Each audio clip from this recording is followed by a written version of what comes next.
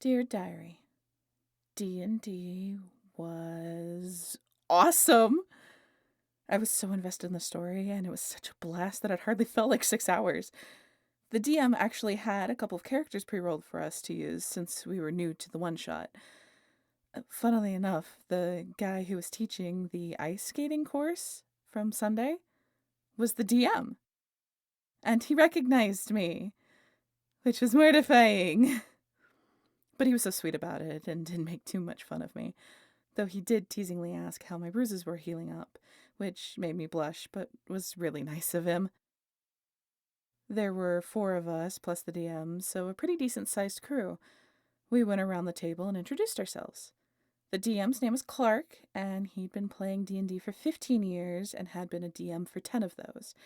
The woman in the pink dress who played the tiefling rogue's name was Annie. The man with the cool coat played the human ranger, and his name was Samson. And the guy with the gray glasses who played the dwarf barbarian was Leo.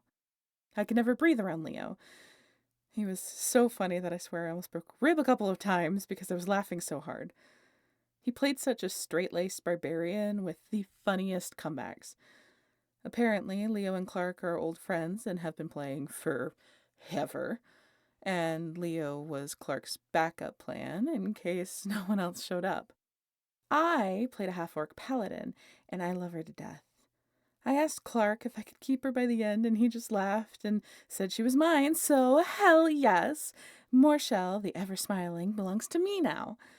Her backstory is a simple but tragic one. She and her sister grew up in a monastery after their parents died and went on to be a paladin and cleric respectively. Morshell was not the first to get the deal with a god. That was her sister Kasha, who was blessed first by the god Lathander and became a cleric, which fit her bubbly personality that had all people looking past her large size the moment she smiled and crouched at eye level. Morshell was even larger and used to be this very stoic and quiet person.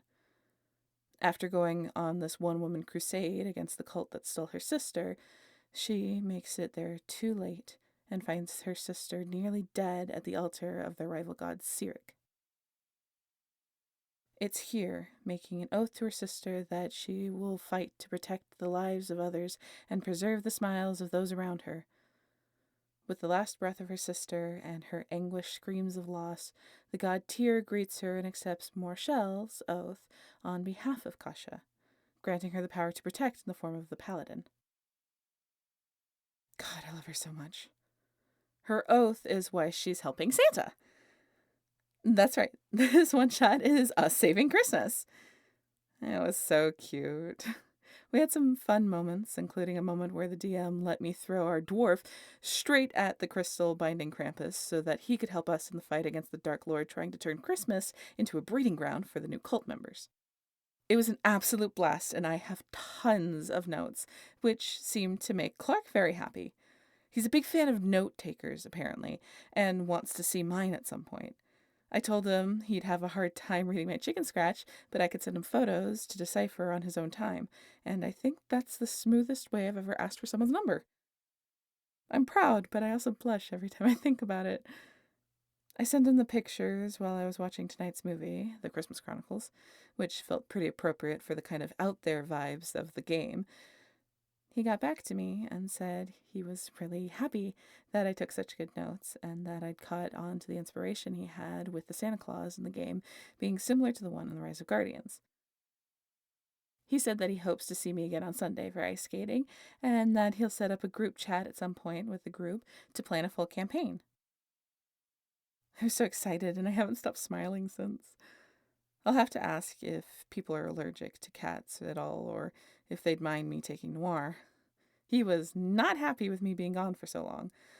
Honestly, I might have to get him to a trainer to help with his anxiety, but that'll probably be something for after the holidays. I can't wait to talk to Amelia tomorrow. It's nice to have friends close by again that are my age. Love and hugs, Violet.